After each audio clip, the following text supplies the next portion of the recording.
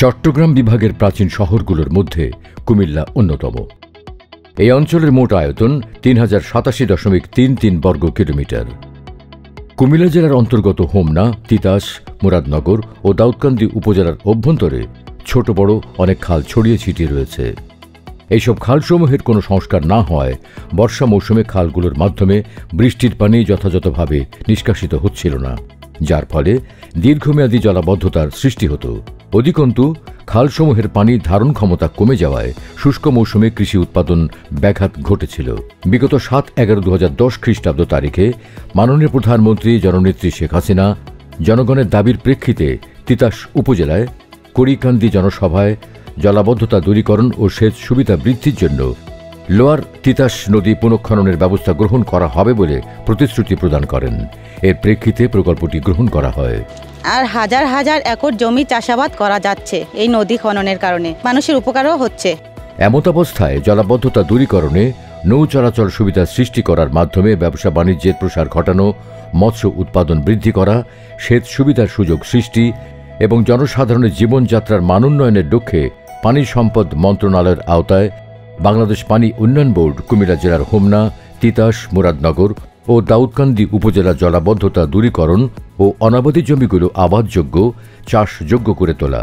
এই দিন আগে চৈত মাসে তো মনে হচ্ছে বাচ্চা বলা মানে এই নদীটার মধ্যে বল খেলাইছে তলার মধ্যে, আমরা তো মনে বই থাকতাম সব বসার জায়গা। এখন দেখেন মনে সাইডে বেটে যে সব নদী চাষবাস ঠিক মতন আছে। এতটুকুই মনে করেন আমরা ইনশাল্লাহ ভালো আছি, আমগো অসুবিধা কোনো এলাকাত নেই। নৌ চলাচল সুবিধা সৃষ্টি করার মাধ্যমে ব্যবসা বাণিজ্যের প্রসার ঘটানো, মৎস্য উৎপাদন বৃদ্ধির লক্ষ্যে লোয়ার তিতাস নদী পুনঃখনন শীর্ষক প্রকল্পটি বাস্তবায়নের উদ্যোগ গ্রহণ করে।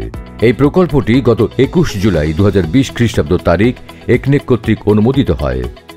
প্রকল্পের ভৌত অঙ্গসমূহ হচ্ছে ৪৫.৬৭০ কিলোমিটার লোয়ার তিতাস নদী পুনঃখনন, ৪৮.০১০ কিলোমিটার দৈর্ঘ্যে ১২টি শাখা খাল পুনঃখনন, ১১টি ব্রিজের ফাউন্ডেশন ট্রিটমেন্ট ও পুনঃখননকৃত খালের পাড়ে বৃক্ষরোপণ। প্রকল্পটি জুলাই ২০২০ খ্রিস্টাব্দে শুরু হয়ে জুন ২০২৪ খ্রিস্টাব্দে শেষ হয়। এই অঞ্চলে লাইফ লাইন নিষ্কাশনের প্রধান মাধ্যম হল মধুকুপি নদী, গোপালপুর খাল, শাহপুর খাল সহ সর্বমোট ১২টি শাখা খাল। কুমিল্লা পানি উন্নয়ন বোর্ডের প্রকৌশলীগণের সার্বিক তত্ত্বাবধানে ও পানি সম্পদ মন্ত্রণালয়ের নির্দেশনায় টাস্কফোর্স টিমের পরীক্ষণের মাধ্যমে সুচারুভাবে খাল পুনঃখনন কাজ সম্পূর্ণ হয়েছে।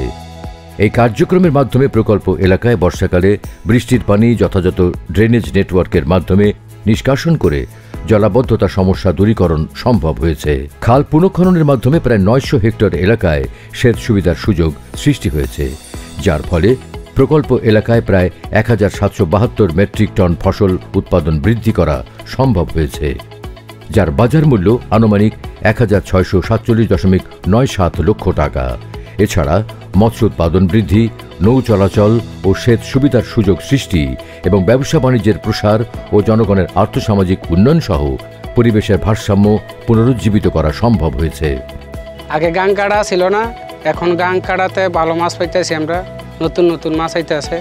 কুমিল্লা জেলার হোমনা ও তিতাস উপজেলার তিতাস নদী লোয়ার তিতাস পুনঃখনন শীর্ষক প্রকল্পটি সেচ সুবিধার ও জলাবদ্ধতা দূরীকরণে মাননীয় প্রধানমন্ত্রী সপ্তম পঞ্চবার্ষিকী পরিকল্পনা ও টেকসই উন্নয়নের লক্ষ্যমাত্রা SDG বাস্তবায়নের একটি জনগুরুত্বপূর্ণ প্রকল্প, যা অর্থনৈতিক উন্নয়নে ও নৌ যোগাযোগের সুবিধা বৃদ্ধিতে অবদান রাখতে সক্ষম হয়েছে। এখন আমাদের লক্ষ্য ৪১ সালের মধ্যে আমরা বাংলাদেশকে উন্নত সমৃদ্ধ বাংলাদেশ করব, আর সেই বাংলাদেশ হবে smart Bangladesh. Smart Bangladesh, smart project